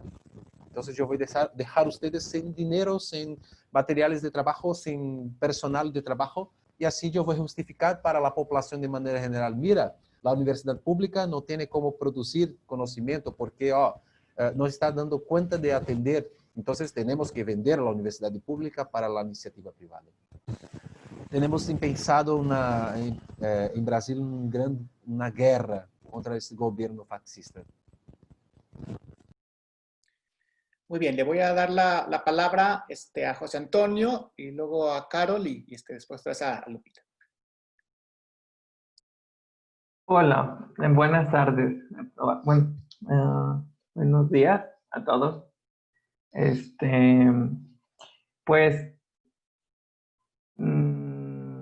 Pues yo también agradezco al maestro Tonatio y a todos los que pues abren esta propuesta, porque pues está muy padre. Yo soy estudiante del doctorado en gestión cultural y soy una persona con discapacidad.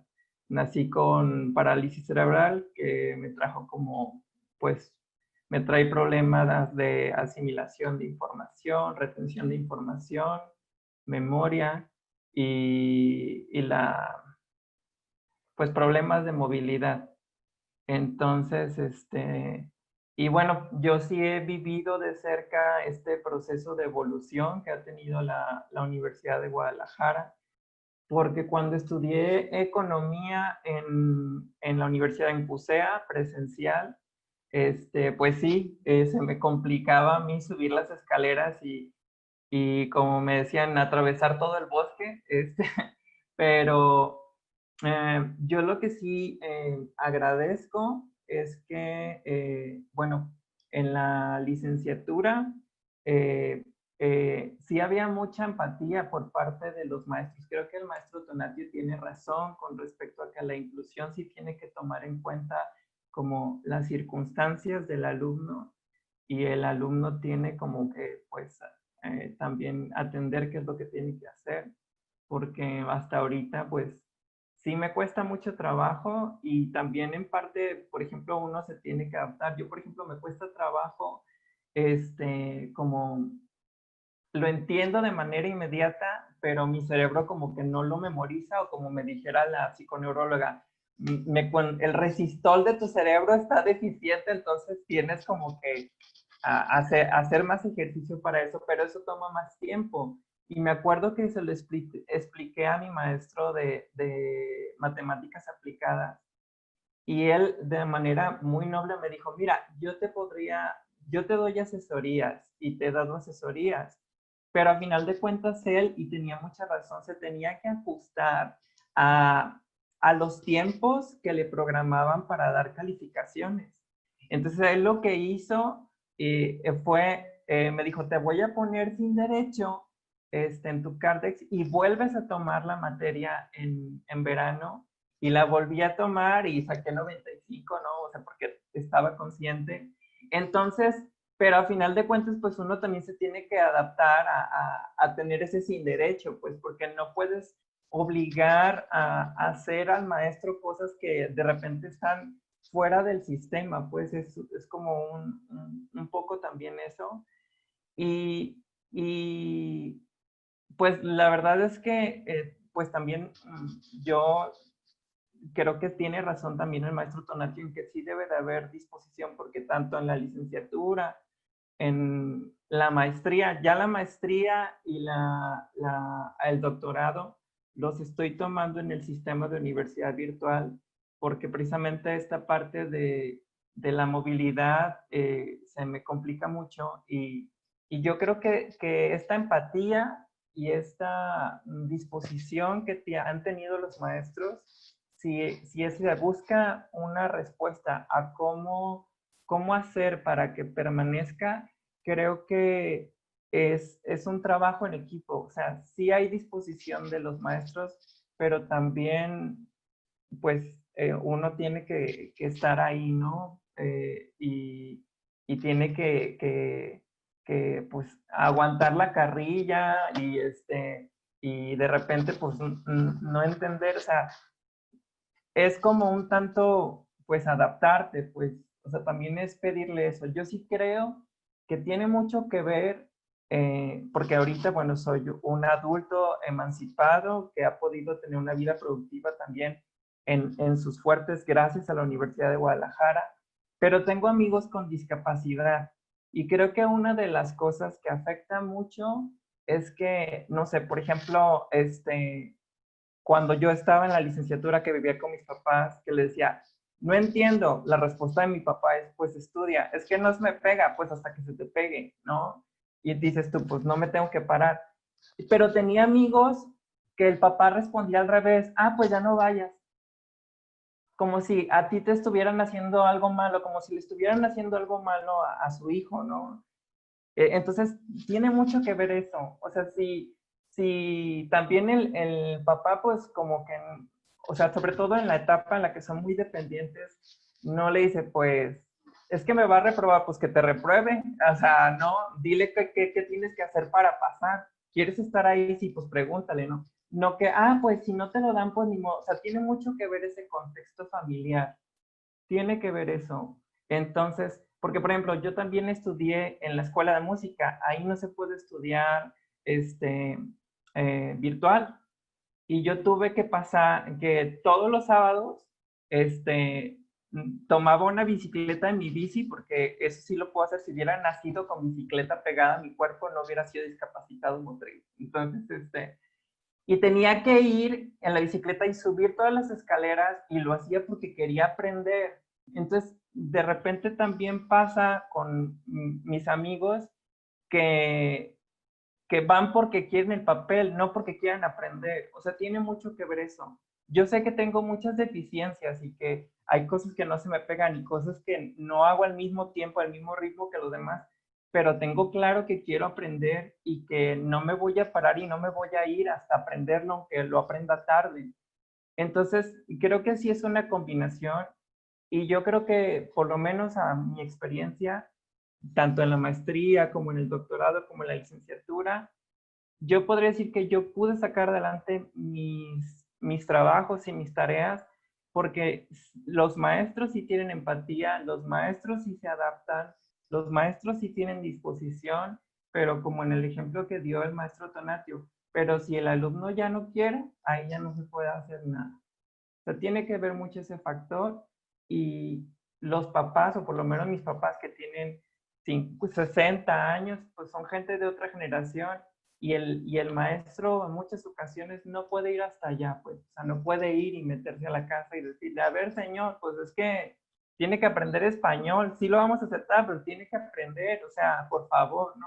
No puede hacer eso. Entonces, pero lo que sí es cierto es que desde que yo fui a CUSEA, que tenía que subir las escaleras, que no había elevador, no había rampa, hoy ya lo hay. Entonces, sí ha habido una evolución, y yo creo que a nivel de las personas Y a nivel de los maestros, yo creo que sí hay que ver cuál es la problemática, buscar soluciones sin perder de vista que va a ser un proceso y que siempre va a ser un proceso incompleto. Y esa parte, pues es lo que yo pienso. Y pues muchas gracias por este espacio y se siente muy bonito ver a tantos maestros interesados en evolucionar en materia de inclusión, escuchar a la maestra que defiende al alumno, y todas esas cosas que son muy gratificantes y que pues la verdad es que un 100 y ya, espero haber contribuido en algo. Gracias, José Antonio. Le vamos a dar la palabra a Carol. Bueno, para mí ya son buenas tardes acá porque tenemos las 12:53 en Chile. Agradecer a todos, sobre todo, como bien dice José Antonio, el espacio de la gran exposición que presentaron ustedes desde México y Brasil, y ver también que se condice mucho con la realidad chilena que tenemos en este minuto con respecto a lo que es la identificación de la discapacidad en la educación superior, y cómo también la problemática que tenemos con respecto no solamente al ingreso, porque el ingreso se puede regular un poco más los procesos, pero sí el seguimiento y ver también cuántos son los egresos de estos estudiantes que tenemos en las distintas instituciones. Nosotros como institución de educación superior, la Santo Tomás tiene institutos profesionales, centros de formación técnica y universidad a lo largo de todo el país. Nosotros somos la segunda sede desde norte a sur, y el número de estudiantes, como bien también lo plantean, depende mucho de la verbalización que tenga el estudiante al ingresar, que te diga y reconozca que tenga una situación de discapacidad. Justamente por lo que ustedes planteaban, por el temor al rechazo, muchas veces en los cuales los docentes o jefaturas de carrera se dan cuenta a la mitad de camino, y ahí es donde tenemos la dificultad que podemos perder a ese estudiante si no contamos con las condiciones necesarias de poder satisfacer las necesidades que se van presentando en forma académica, y no solamente a nivel académico, sino que también lo que es la vida universitaria en general. Agradezco mucho las palabras de José Antonio, porque creo que se vincula mucho con la realidad que yo tengo. Yo soy directora de carrera de educación diferencial justamente acá en el norte, y mi desafío mayor, siendo que soy profesora de educación diferencial, es tener un estudiante que está en último semestre ya de su carrera con hipoacusia severa, y cómo presentarle a docentes que no son profesores del área el hecho de que se confunde muchas veces que el alumno no entienda o no aprenda, que tenga dificultades cognitivas siendo que no las tiene. ¿Cómo explicarle a un directivo de uno que te diga que no requiere quizás el insumo de un intérprete en lengua de señas porque está viendo una presentación en PPT en español, pero el español es su segundo idioma? ¿Cómo le explicas eso? Entonces, también parte por nosotros, creo, la responsabilidad que tenemos como especialistas y también de conocedores también de estas temáticas, de ir abordando, ir incentivando y enseñando a las distintas personas, ya sea docentes, directivos, estudiantes también, con respecto a lo que es la discapacidad, cómo entregar distintas herramientas y estrategias de apoyo dentro del aula como fuera de ella. Porque tenemos que generar, sobre todo, vuelvo a insistir, nosotros si bien como institución tenemos comités de inclusión, pero creo que lo mencionaron acá también, el tema de tener pocos profesionales que se dedican a esta área. Nosotros muchas veces, yo trabajo, soy la presidenta del comité de inclusión acá en la zona norte, pero trabajamos de forma voluntaria, aparte de todas las otras funciones que tenemos que cumplir dentro de nuestro rol docente, de trabajo administrativo, de dirigir carreras, de ver diversas cosas. Esto lo hacemos porque nos gusta, porque nos apasiona, porque queremos tener una sociedad que sea mucho más inclusiva, pero también es importante ver cómo tenemos este reconocimiento formal desde las propias instituciones, en cuanto no solamente a decir, ya, somos instituciones inclusivas, pero para poder ser inclusivas tenemos que contar con ciertos requisitos para poder atender a las necesidades de nuestro estudiantado. Nosotros abrimos las puertas, pero al abrir las puertas tenemos que cumplir con las necesidades no solamente a nivel estructural, de hacer cambios estructurales, sino también, como bien lo planteaban, el hecho de generar tutorías, no solamente intencionada a la discapacidad, también muchas veces a la nivelación de estudios que tenemos que tener desde primer año.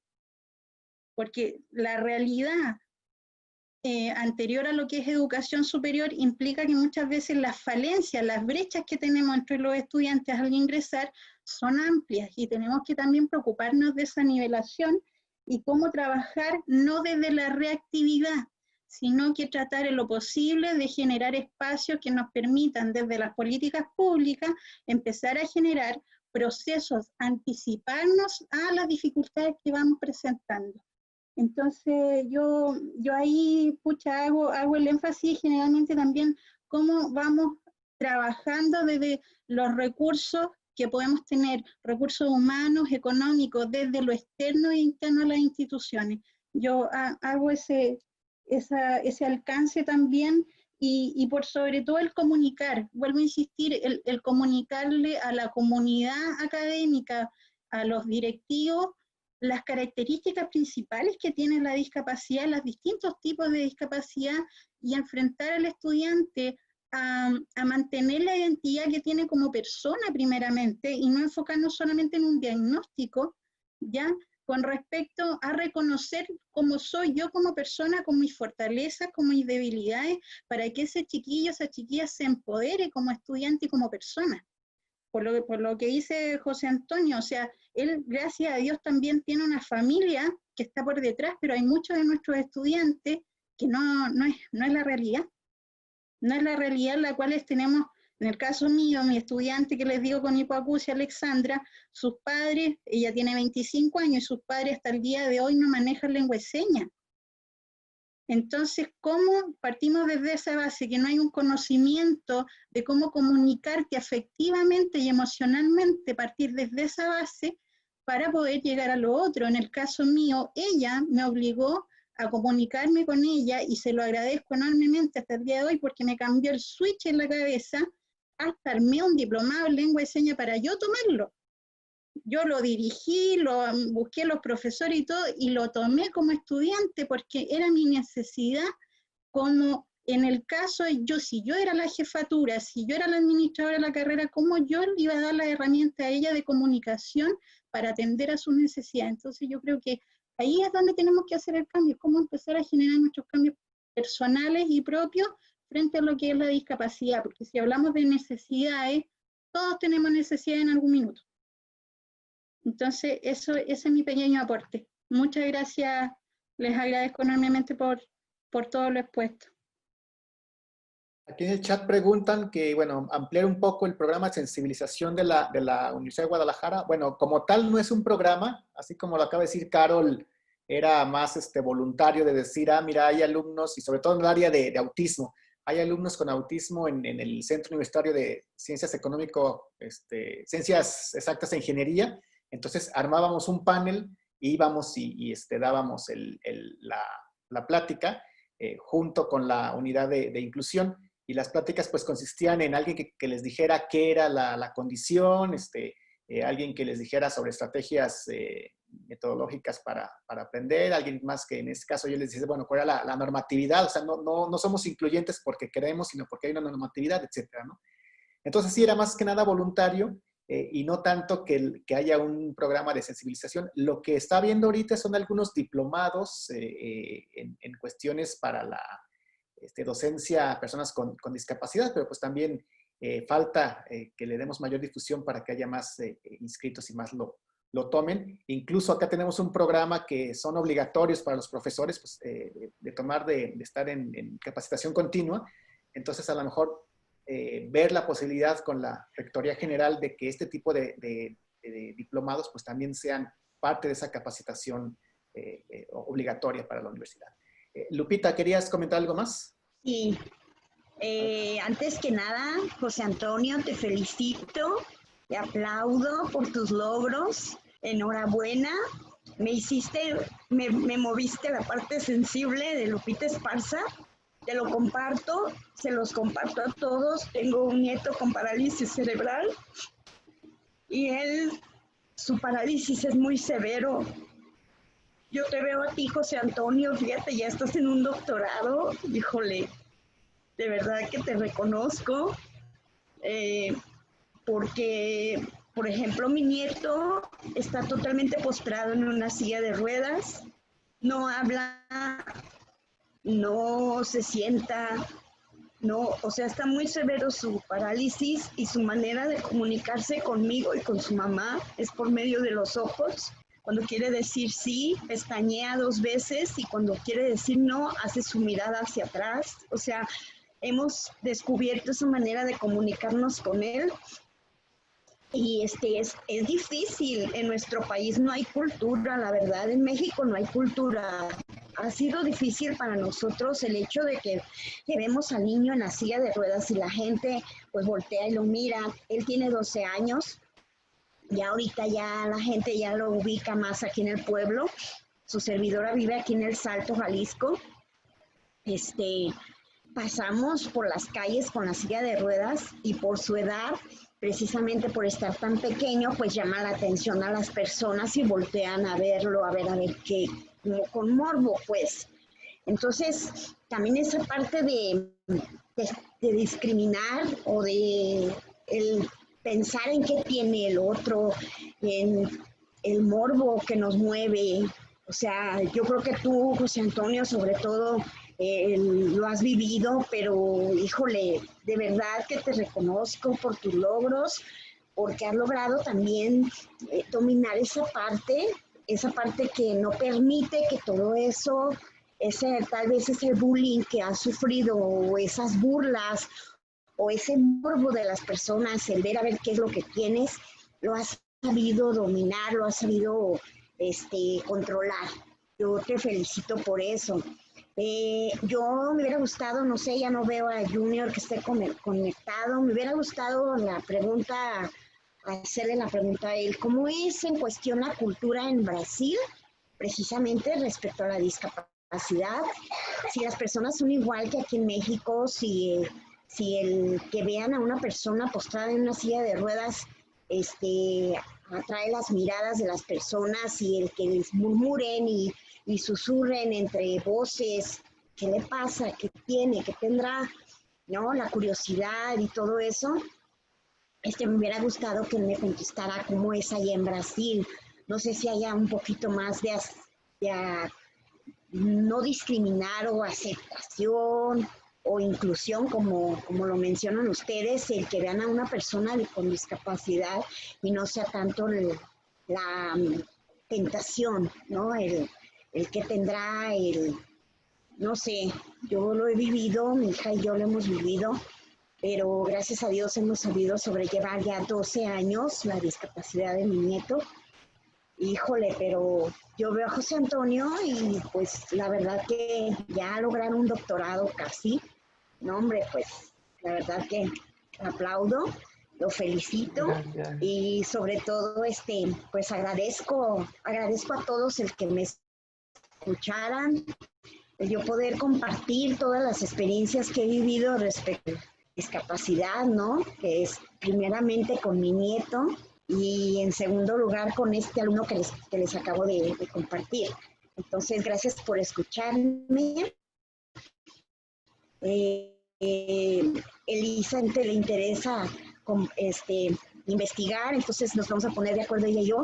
Está haciendo una investigación respecto a este tema, entonces, híjole, ha sido para mí esto como de mucho alimento, porque esa parte de aceptación, ¿no? El manejar la parte psicológica de la persona, sobre todo yo que soy su abuela de él, el aceptarlo ha sido difícil, pero ya aprendimos, mi hija y yo, a vivir con eso.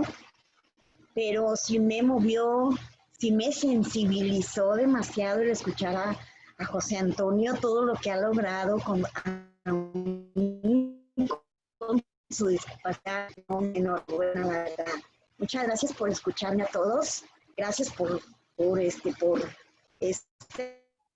seminario. Y pues seguimos, ¿verdad? Gracias, Lupita. Antes de darle la palabra a Junio, que sí está todavía conectado, no sé si hay alguna intervención más, porque ya estamos casi por cerrar. No sé si alguien más quiera opinar algo, comentar algo, preguntar algo. ¿No? Bueno, entonces le damos la palabra a Junio para que le conteste a Lupita. Por favor, Junio. Lupita, mucha satisfacción por hablar con ustedes, sí, porque,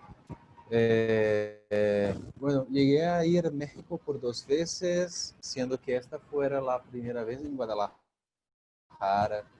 Y una de las ventajas de los estudios comparativos es exactamente esto, poder tener un contacto e identificar mucho de que tenemos en nuestra cultura con la cultura de los otros.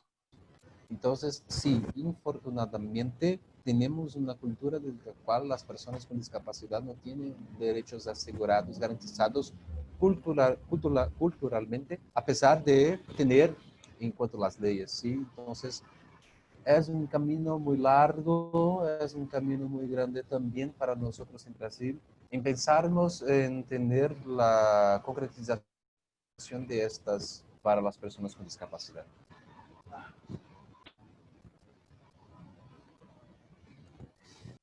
Muy bien, pues si no hubiera ninguna otra pregunta, algún comentario, por último nada más les pediría que si pueden encender su cámara nada más para tomar una foto con todos los que quedaron aquí al final. Y bueno, terminaríamos con eso.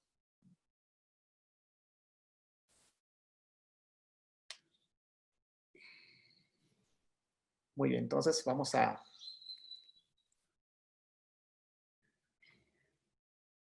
ver, no sé si Josefina, si Elisa, Mónica, Larisa tengan cámara, si no, bueno, vamos a tomar la foto. Bueno, a las 3. 1, 2, 3.